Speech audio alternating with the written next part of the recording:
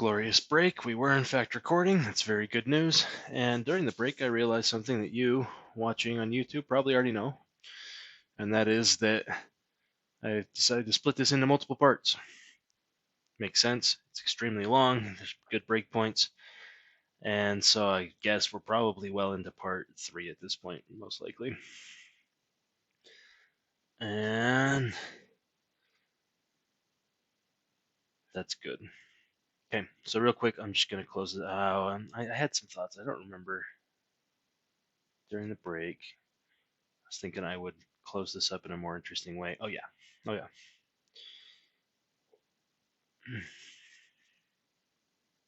It is okay to completely forget what you're doing while you're doing this and then have to figure it out later. But I thought maybe it would be fun for this room to have, like, dodgeball kind of barriers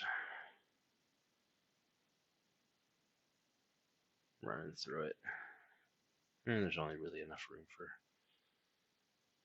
for one real barrier. That's kind of a fun shape, right? That's somewhere where you could potentially have stuff going on. Okay, that is all 10 of the... I probably should have finished that before I took the break, right? That would have been a good idea. 10 of the small circle bites. So I think where it makes sense to go next is the rainbows. Or we could do the small circle. How about we do the small circle? I've been trying to decide if the small circle is going to just have the 2 bend thing going on that we talked about back here, or if it will have a straight through with some dead ends. I think, I'm going to split it. I'm going to split the difference. I'm going to go with a real tight bend on this side.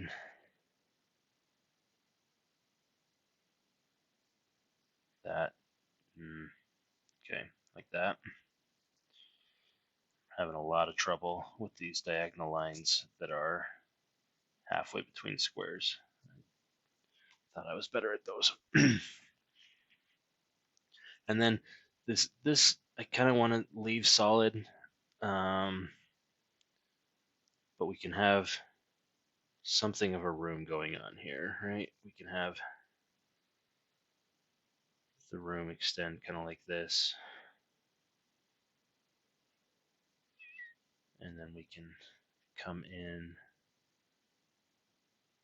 and then back out and have kind of a bump there.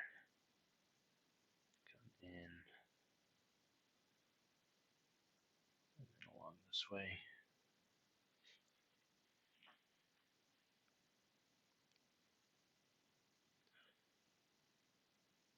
I think I like that.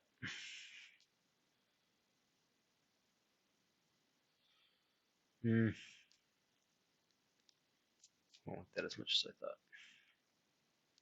I think I want this and this. There we go. And so that gives us room to have kind of a room in this side, right? And that way it's doing the 2-corner thing that we didn't do over here. Something wrong with the circle on that side. Doing the 2-corner thing we didn't do here, but with a little more interest because there's a room in there. Cool. We can put whatever we want in that room. And now we can do the rainbows. Let's see. Viewing the recording, I noticed that I was getting my head in the way sometimes. I hope this is pointed right. Oh boy. Shouldn't have touched it. And so I'm going to do a better job of leaning back here. Maybe I'll even bring the chair now that I've got all the circles drawn out to get way above it. So our rainbows. Our rainbows have 9 entrances. And so we got lots of options with what we want to do with our rainbows. I'll just start with this one. We're going to go ahead and close him up over here. We don't need to be too precious with these. We got 5, 6, 7 of them. Well, maybe I want to be a little more precious with them. 7's less than 10. But really, these are kind of a transitory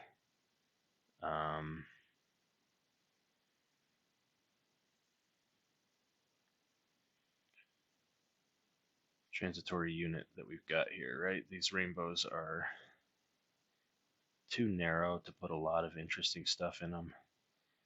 And so I'm not gonna kill myself to get them doing really interesting things. Again, we're looking for some variety.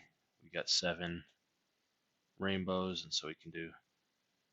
Is it clear what I mean when I say a rainbow? I mean these arcs that are created by the second bite out of them.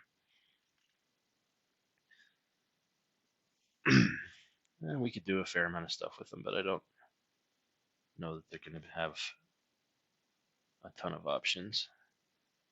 And I think I'll just join these 3 up.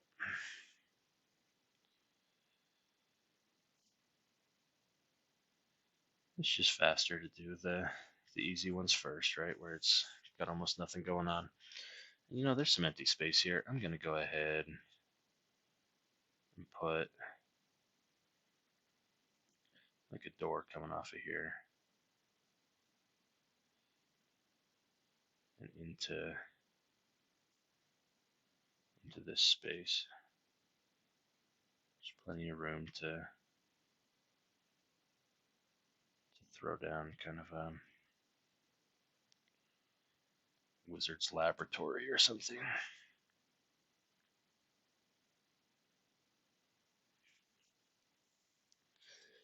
And here, I was thinking I'd do kind of a bigger room and fill up this space as well. Maybe not like fully filled, but give it a decent amount of activity.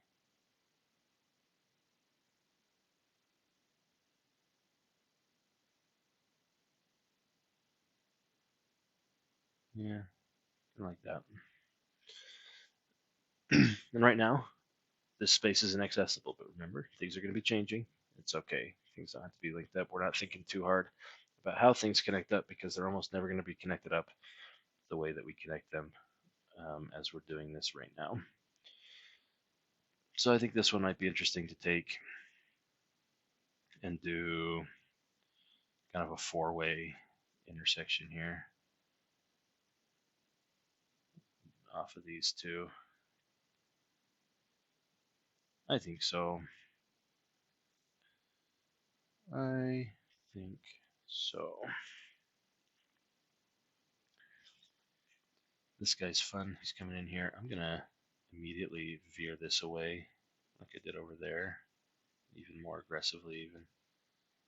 And I'm going to have, that's going to give me plenty of space to come in and do more of a room in here. We don't have to figure out what's in these rooms yet. Just the fact that there's rooms.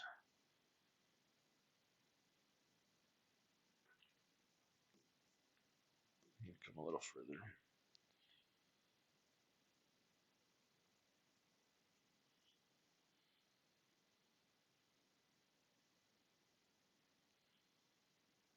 Oh, what's that?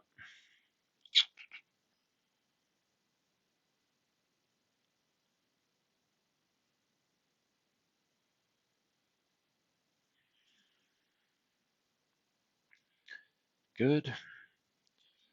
And then I'm gonna, there are so many passages. I think I'm just gonna close these 2 up together.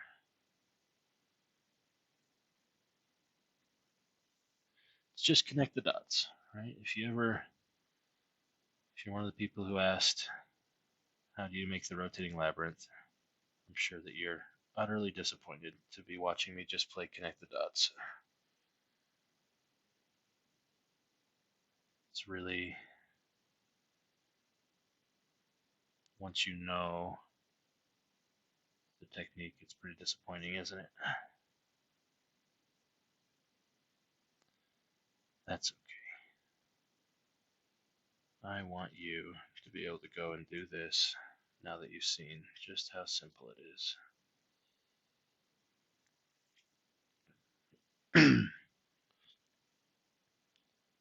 Connect the dots over here. There really is a lot that we can do with the rainbows, actually, now that I'm getting into it. There's a fair number of spots to go.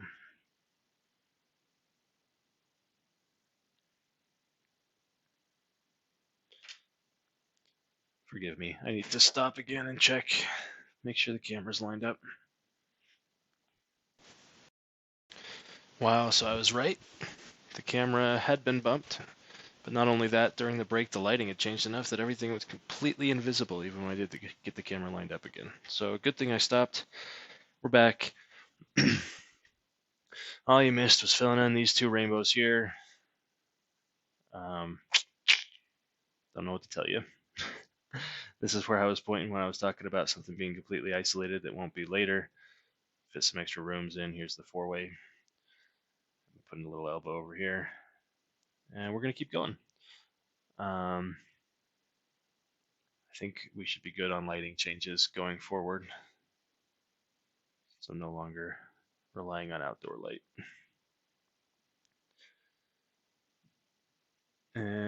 So we got this other rainbow here. I'm going to do kind of a long room back here. I can't go that far back and be symmetrical. And symmetry is overrated, but we're gonna close it up like this. And you know what? I'm sure you've got the idea at this point that you're just gonna connect these up.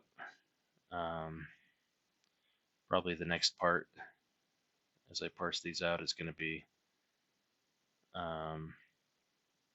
some of the design decisions around doing the outside.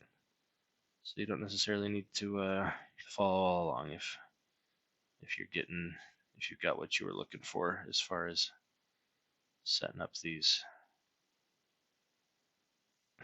circles and the connections, and you know how to play dot to dot. You can put lots of interesting stuff in here.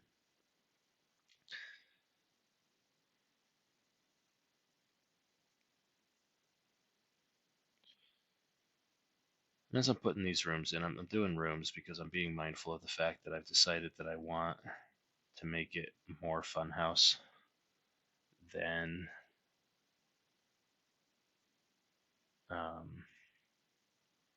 the last one, right? Where the last one I tried to have like a reasonable explanation for why this place had been built and why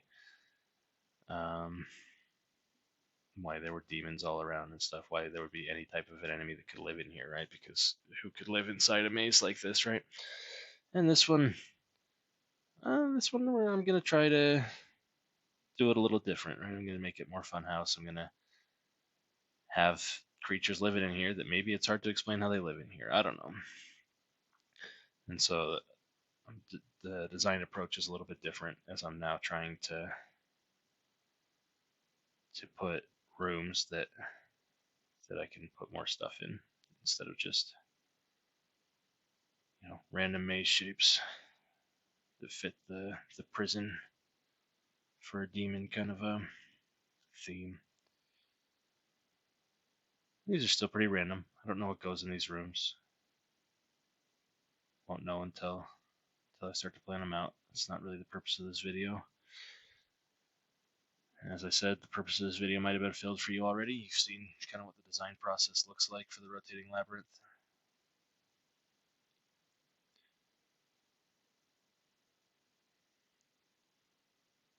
I'd like to say that I have enough ability to split my focus that I could talk about interesting things while I'm doing this. That hasn't proven to be the case so far. I'm going to pontificate a little bit on mazes. So mazes, as I've said, not a terrific Dungeons and Dragons puzzle. Now, there are still going to be players who enjoy them, right? I'm one of those players.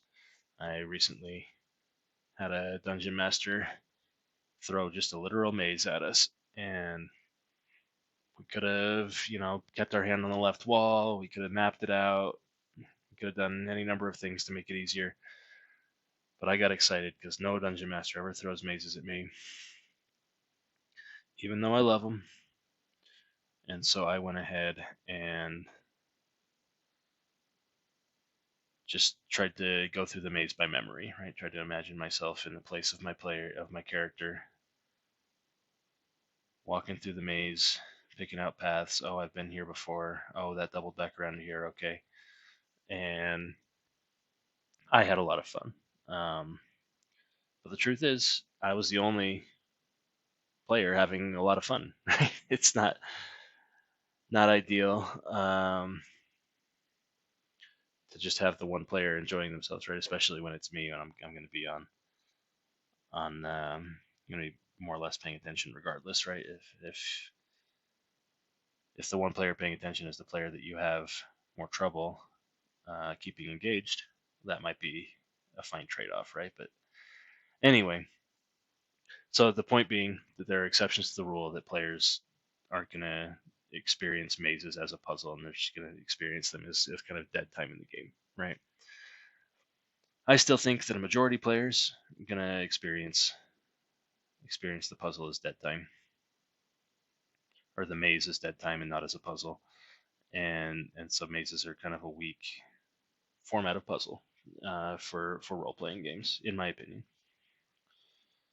However, I am currently working on a project similar to my scroll puzzle generator. If you're familiar with my scroll puzzle generator, this project intends to do something similar to that, where it makes it so that a dungeon master can generate puzzles suited to their campaign, and just be able to really pump out these puzzles um, in this format. And this generator is taking me a lot longer because it tries to make mazes. And it tries to make mazes in 3 dimensions using what is essentially the reverse gravity mechanic in Dungeons and Dragons, right? And so it's creating mazes where the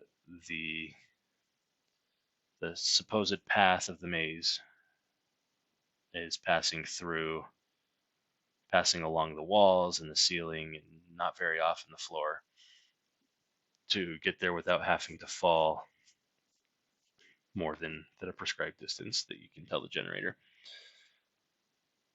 Why is that better than a normal maze? Well, obviously I'm going to talk about that a lot more when I release the maze generator, but this will be a good test run on if I could communicate those ideas, right? It's and so why is this different than a maze? It's different than a maze because while the player can still see the entire maze, which normally they can't, right? Normally, if they just walk to like the labyrinth, the Minotaur's labyrinth, they can't see where all of the passages lead to. They can't see the whole maze. In this case, you can, right? You can see where, well, in theory, if you choose to as the dungeon master, my recommendation is that you allow the players to have a visual confirmation of where the the gravity inducing walls are in the space. And so assuming that your players then, as they look around the room, can see all of the paths of the maze. And that's kind of what a maze puzzle is supposed to be, right? But those paths aren't immediately obvious because it's in 3 dimensions. It's not The paths aren't in a format that your players are probably used to seeing paths in a maze. And so it makes it so there's a little more um, complexity, a little more thought to try to navigate that. And furthermore, the there are times where you do have to drop or do have to transition to a wall, and it's unclear whether it can be unclear to the player if that is a dead end or if it's part of the path, right? Now another thing about it that I like about this idea of, I call it a gravity maze, right, where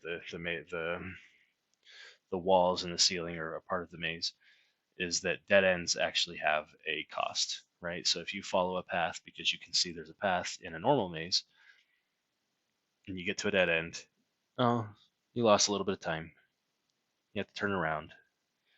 Maybe you wish you had not gone that way because you wouldn't have been embarrassed or something, right? But there's no real penalty for running into a dead end, right? With that example I gave, as a player, didn't matter if I hit a dead end, right? It didn't matter if I looped back to the beginning. I could just go out and try again, right? There was absolutely no cost to making mistakes in the maze, which was good because I couldn't see the whole maze, right? And so to be punished for making choices completely blind, it would have felt kind of lame too, right? In the gravity maze, you can that cost for making mistakes is more reasonable because you can see the whole maze, right? And so experiencing a cost doesn't feel wrong. And furthermore, those costs do exist. So um, if you follow a path that looks like a path and it turns out to be a dead end, that dead end might be on the ceiling, right, or 20 feet off the ground, or 40 feet off the ground, or 80 feet off the ground, and now you're looking for a way. What is the least damaging way for me to get from this spot on the ceiling that I've gotten to back into the maze? Because I'm now suspended above the ground, right? That is a very real cost of moving brashly in the gravity maze. So that's another upside. Finally, well, and then I mentioned that reverse gravity is a spell in Dungeons and Dragons, and so the fact that that exists as a spell indicates that it makes sense for that type of magic to exist for the purposes of generating kind of a gateway into your lair or whatever. So that's good. There's a basis in the lore for this type of thing to exist, and it makes a lot of sense. You can have, unlike in a normal maze, you can have a passage that comes forward into the maze, or the forward passage that you're trying to secure against intruders can be very complicated, and then the reverse passage can be very simple. Now you can do something like that. You can do this in a maze with like a secret door or something, right? And that's fine. But doing it with the gravity maze, the path is laid out before you, right? It doesn't have to be a secret door. It's not something that that an intruder can find and take in reverse. They can find it and they can know that it's there to take in reverse, but it's still just one way, right? Because the gravity is one way, or it can be made to be that way by having a gap that's long enough that you can't cross it. And so what does this mean? This means that you can have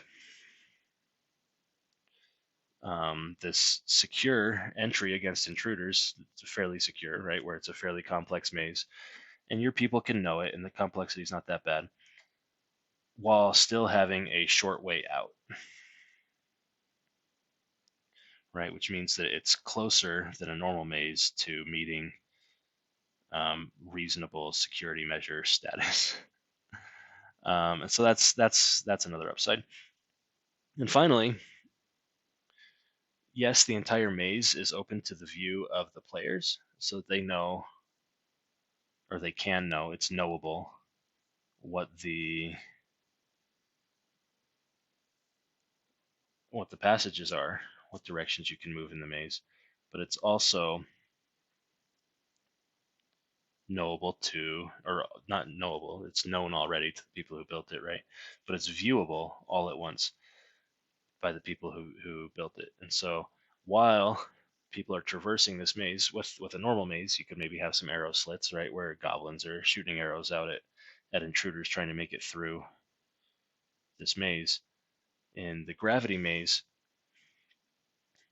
those arrow slits, if you put those arrow slits overlooking the gravity maze, they can be shooting arrows at intruders the whole time they traverse the maze without having to move at all. Right, and so that doesn't have to be goblins. It could be a mage casting spells. It could be a giant throwing boulders. And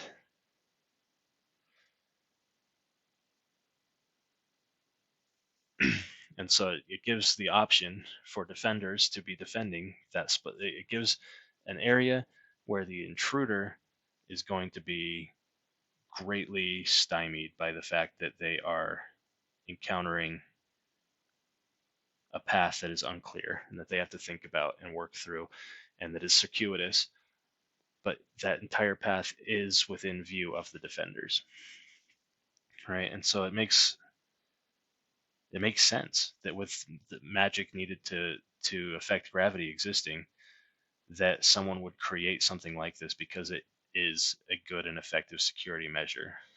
Unlike, I think a normal maze is just not that good as a security measure. Even a rotating labyrinth, right? As we're drawing the rotating labyrinth. Yes, a rotating labyrinth will prevent intruders from easily finding their way. But it also is going to prevent the people who are not intruders, who are supposed to be able to be using this space, from being able to find their way. Which is why it's the original rotating labyrinth. I flavored it with the demon, or not the where is he here? The demon. The purpose of that is to say, well, no one was ever supposed to come in here, right? There's not. This is not being traversed regularly. But how many spaces like that are really maintained, right? Who would build some? How often do you build something that you don't intend to revisit, go back into, right? And so the gravity maze gives that the quality of security of not being difficult for the builder to use, in theory. This one I'm going to have be connected all the way through, just because that's an option that I haven't explored yet. Now, where there are a lot of options because we've got 7. And so the number of permutations is just higher. But I don't think that a lot of those options are very interesting, and a lot of them aren't possible, right? A lot of permutations because we can't get all the way across. Anyway, just to explain what I'm doing here, put a little pillar here. And so that's the virtue I see of the gravity maze. And I was hoping that I would have it done months and months ago. I've coded maze generators before, but this has proven to be more complicated than that, partly because when you normally are coding a maze generator, it's not as easy as with this to interfere with the paths of the maze, right? Because the paths of this maze are going in the 3 dimensions and across walls, and sometimes even through the air, right? And so I'm having a fair bit of trouble getting that that generator working to create complex mazes that don't fold back on themselves in ways that allow shortcuts in the maze. That's really what it comes down to. And it's not that complicated a technical problem. Hopefully I have it solved by the time you're seeing this video, since I'm going to be splitting this into multiple videos.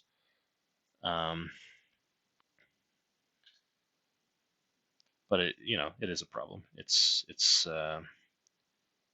I'm not maintaining motivation as well as I would have hoped to while trying to overcome this problem.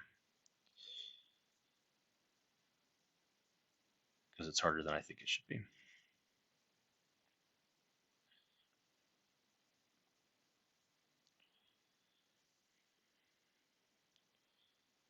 It's really what it comes down to. So that's the gravity maze. I think it's a way that mazes can work, and that's what makes me excited about it. I also think that it's going to be highly reusable once you've introduced your players to the fact that this magical technology exists. It's just going to make sense for there to be lots and lots of people who are using this magical technology to make security right for their spaces. Um, doesn't mean that you have to use it all the time, right? Because that could be boring too. But once you've introduced something that makes sense for people to be doing, then it makes sense that you would be seeing it all the time, right? Kind of like every civilization invents the spear, right? Because spears just make sense.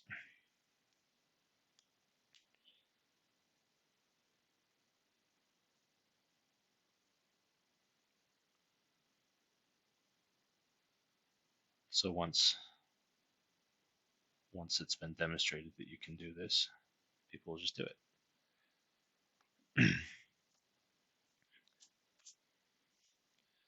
Actually, that's kind of a fun exercise that I should do. I should go through the entire spell list and just kind of look for what what could people do if they had spells like this, right? What are we missing, right? Like Rick Stump has a great article about if you have teleport spells and clairvoyant spells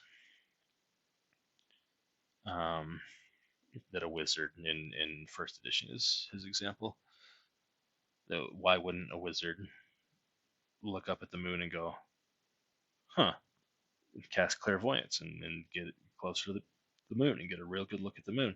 And then once you got a real good look at the moon, you can cast some breathing spells and whatever other protection spells you need and teleport on up to the moon. Now you've been there, the teleport risk goes way down. You bring a focus back and everything. Now you can teleport there all you want. Why not have wizards have bases on the moon? So I'm sure that there would be lots of other aspects like that as well. All right, we finished the rainbows.